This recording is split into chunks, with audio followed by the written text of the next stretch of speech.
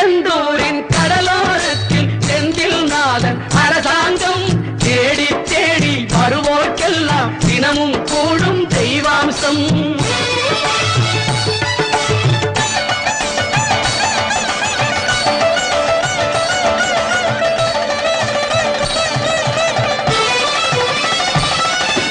கோவிலின் அருகினில் கூடிய கூட்டங்கள் தலையா கடல் அலையா, குழந்தைகள் பெரியவர் அனைவரை இழுக்கும் குமரன் அவன் கலையா.